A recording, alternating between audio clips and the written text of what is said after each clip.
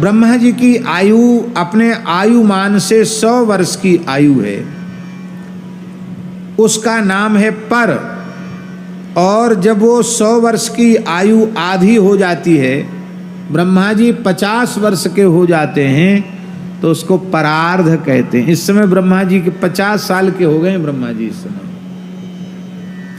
ब्रह्मा जी का एक दिन कितना बड़ा होता है, ध्यान से सुनिए।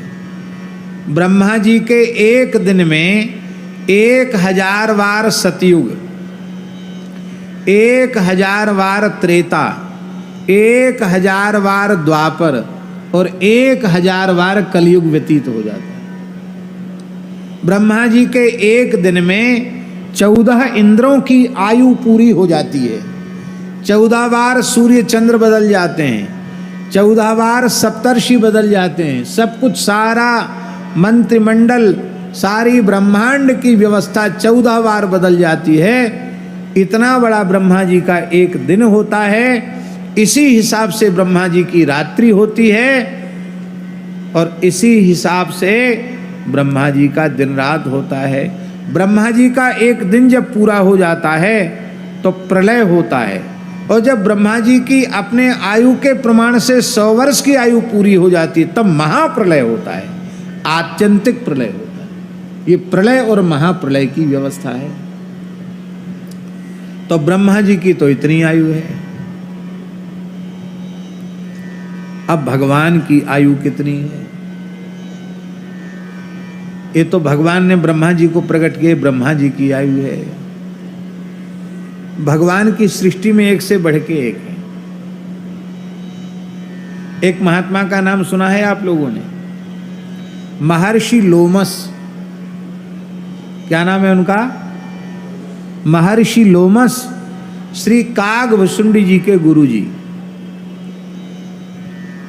श्री महर्षि लोमस से ही कागभुसुंडी जी को श्री राम तारक षडक्षर मंत्राज की दीक्षा प्राप्त हुई है। वो उनके सदगुरु हैं, मंत्रोपदेष्टा हैं। उन लोमस जी की आयु कितनी है जानते हैं? एक कथा सुन लीजिए तो पता चल जाएगा कितनी आयु है उनकी। एक बार देवराज इंद्र के मन में एक बात आई कि ये स्वर्गलोक तो बहुत पुराना है, जैसे राष्ट्रपति प्रधानमंत्री बदल जाते हैं तो जो बनता है राष्ट्रपति प्रधानमंत्री वो राष्ट्रपति भवन में रहता है, वो प्रधानमंत्री आवास में रहता है।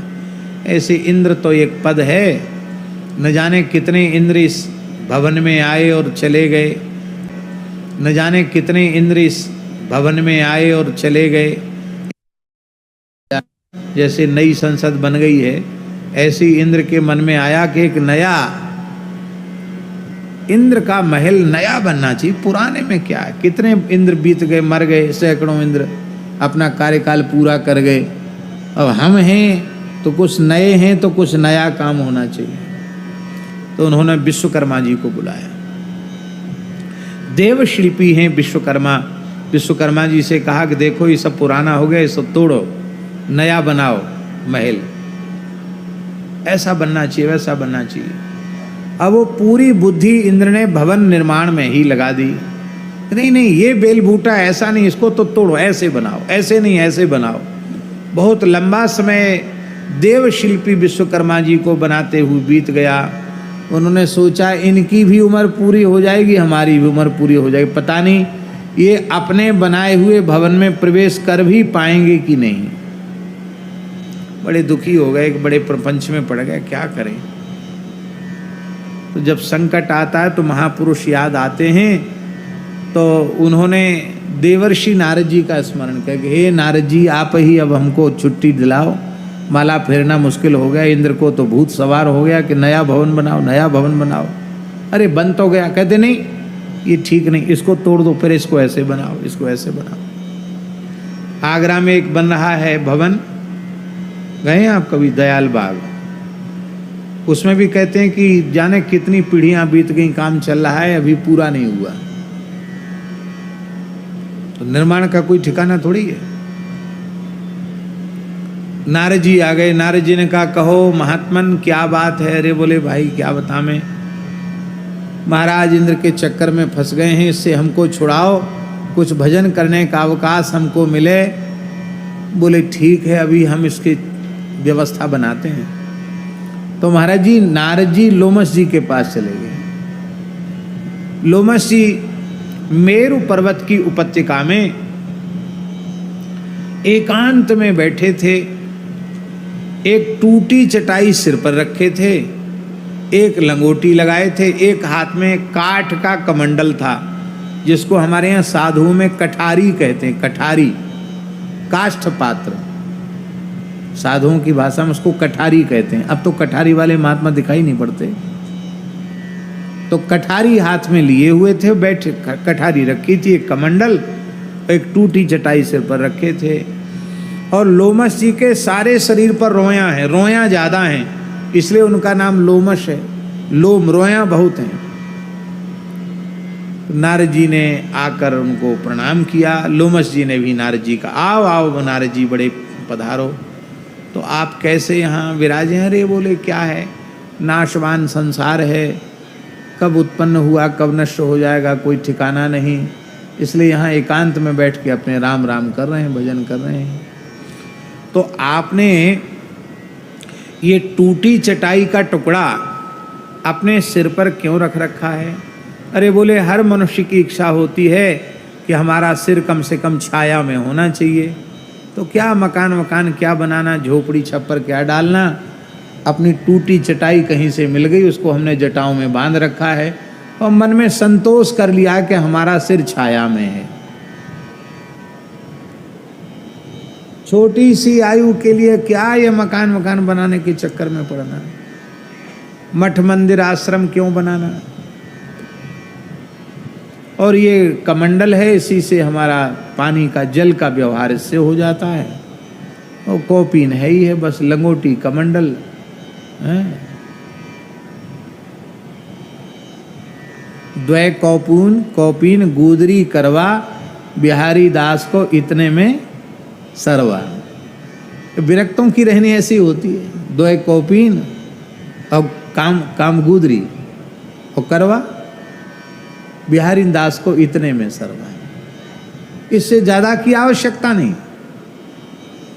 अरे बोले आपकी उम्र कितनी है, तो बोले भाई उम्र तो हमें कोई तिथि तारीख याद नहीं है, कितनी उम्र है गिन लो। कैसे गिन लें।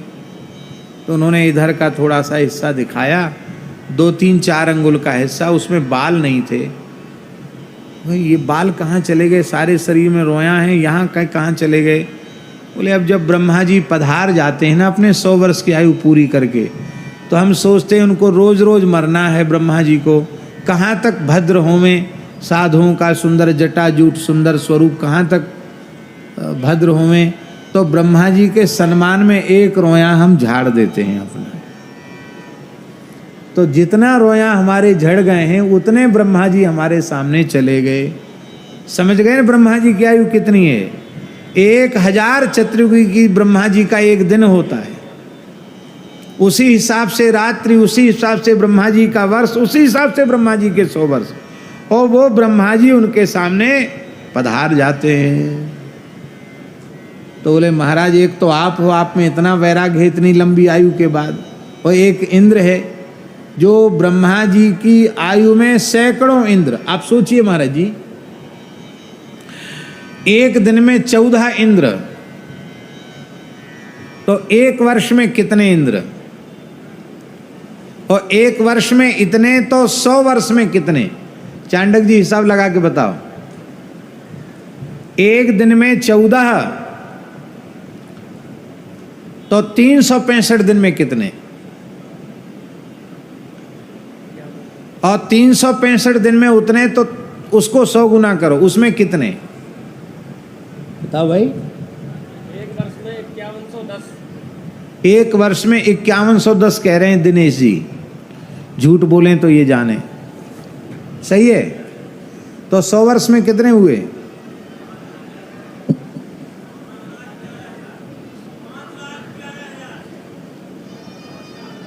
5,11,000 लो, 5,11,000 इंद्र ब्रह्मा जी की आयु में उत्पन्न होकर नष्ट हो जाते। 5,11,000 इंद्र, आप सोच लो।